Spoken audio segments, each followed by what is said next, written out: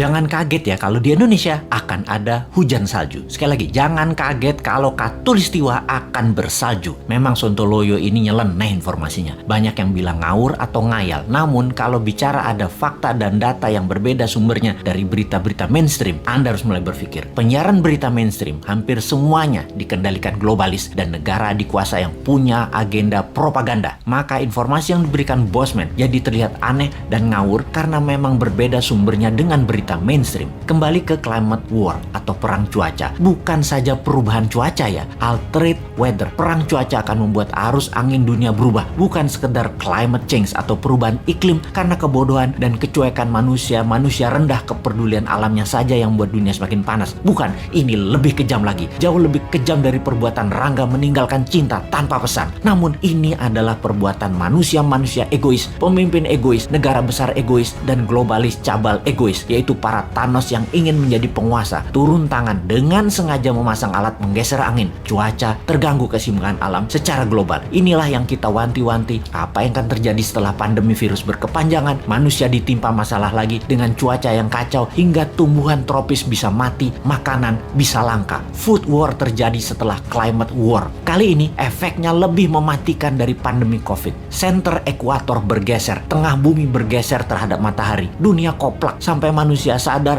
bahwa kita punya common enemy atau musuh bersama, yaitu alam yang tidak dipelihara. Seperti tubuh manusia tidak dipelihara di usia senja, berbagai penyakit dideritanya. Ternyata sahabat, ada fakta lain kalau kita ingin membalik semua keadaan tersebut. Banyak buktinya. Misalnya, ada seseorang di usia 65 tahun baru mulai hidup sehat. Di usia 80 tahun usia biologisnya, tetapi body age-nya seperti orang berumur 30 tahunan karena dirawat dengan baik walaupun mulainya dari umur 65. Dia makan sehat, olahraga, dan lain sejenisnya. Sekali, padahal selama 65 tahun hidupnya berantakan, namun ketika diputuskan berubah 180 derajat, balik arah, semua bisa jadi muda lagi, sehat lagi. Dunia pun sama. Selama ini dunia tidak dirawat oleh manusia, maka penyakit bumi itu banyak. Hal inilah yang membuat bumi menua dengan cepat dan menjadi renta. Tapi bukan tidak bisa disembuhkan. Bisa, selama kita semua sepakat berjuang memperbaiki. Indonesia di tahun 2045 adalah pemimpin yang akan memimpin perbaikan alam dunia ini semua. Untuk itu, New Mind selama 24 tahun ke depan hingga tahun 2045 akan pegang kendali utuh, menyelesaikan masalah dalam negeri dan luar negeri, menyetop kegilaan Amerika dan Tiongkok, serta menyetop globalis cabal. Ini bukan impian kosong. Ini mungkin impian segelintir orang awalnya. Namun, ketika 1 juta orang percaya, akan jadi collective belief. Ketika 10 juta orang pertama, kekuatan keyakinan makin besar. Dan ketika 100 juta orang percaya, maka Indonesia akan bergetar. Ketika 270 juta orang Indonesia percaya, Indonesia menang. Dan ketika 1 miliar manusia percaya, dunia semakin sehat. Ketika 5 miliar manusia sepakat, maka dunia damai selamanya. Saat ini, silahkan kalian percaya dengan pejabat yang mendukung penyedot nikel dari tanah air tercinta ini hingga 3 tahun ke depan, supaya musnah cadangan nikelnya. Silahkan dukung. Tapi kalau mau Indonesia baru,